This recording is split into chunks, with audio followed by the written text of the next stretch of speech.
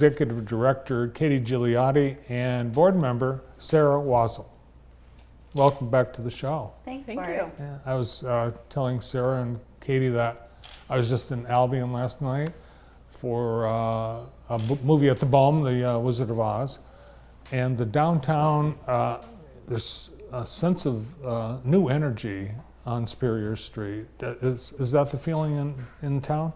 For sure. I think obviously we're huge Albion proponents. There's a lot to do. My family and I live in Jackson, but yeah, lots of great stuff happening there all around. Well, the kids are back too at Albion College. Yesterday was their first day, so there were a lot of those students just wandering around, checking out the town. Yes, definitely lively right now.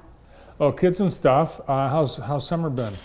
Good, busy as usual. Kind of as kids head back to school, we've been busy planning our adult-centric event, which feels kind of funny for us, but busy per usual. Yeah, Sarah, you're on board, Yes. but you're also involved in the Albion community. Yes. So I've been on the board for about 3 years, and as Katie mentioned, we're getting ready to host our 16th annual fundraiser, and so we're excited about that event. But yes, I'm also I work at Star Commonwealth, and so I'm also heavily involved in the Albion community as well. Nice. All right, so yeah, it's a nonprofit, and you depend on generosity of supporters. So tell us a little bit about the fundraiser that's coming up. Yeah, absolutely. So like I mentioned before, it's our 16th annual fundraiser. This event, for those who haven't attended before, is it's called the Bids and Stuff Auction. So it's our focus is on generating revenue to support initiatives at the museum, like new exhibits, scholarships for museum goers, capital improvements to the facility. And so this year our theme is up and away. And so part of our planning and organization of the event is really trying to tie into that theme. Since it's our 16th annual auction, we've also tried to incorporate some new and really exciting things for people, because we want people to come every year, but that means we have to make it new and exciting and fun for people to come. So one of the components that we've added this year is Daniel Martin, who's well known. The famous magician, Yes, Daniel Martin? Yes. As you know, well known in the Jackson community here, but he will be there hosting the event and also providing some entertainment for us. We also have some really excellent items for people to bid on to support the mission of the museum. Things like a hot air balloon. We'll also have a hot air balloon there present the night of for a glow and engaging experience for everyone that wants to attend. We will also have some big ticket items like trips and other types of really fun and cool things to get people to bid and donate to the mission. What I missed, Katie?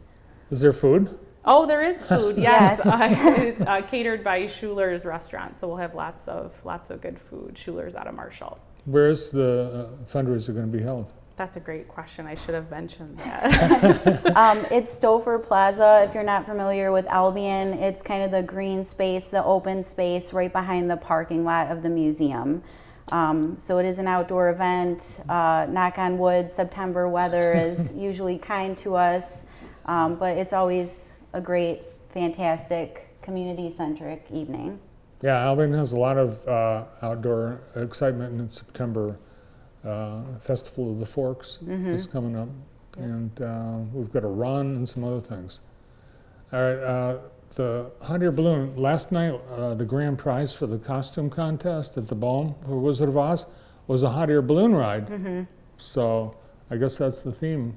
It is. Yeah, so the balloon will be inflated at the event. That's the hope, weather permitting, but at the very least we'll have some baskets and visitors will be able to do the burners, etc. Just some engagement that, you know, it's not every day you can see a hot air balloon or a basket. They're pretty grandiose. Well, the pandemic was devastating to organizations like kids and stuff that depend on faces to show up, and school trips, field trips are a big part.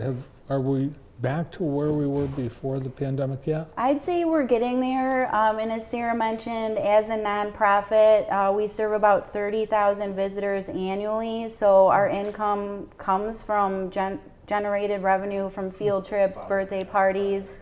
But we are largely reliant on sponsorships, individual donations, and events like bids and stuff to help us continually check off projects on our to-do list. Yeah, I see Cast of Concepts and Cast of Cares presenting this event. Yes, they are fabulous, obviously an Albion staple, and we're fortunate enough to have them support this event. Cool. Well, let's take a look at some of the photos you brought along, things happening at Kids and Stuff.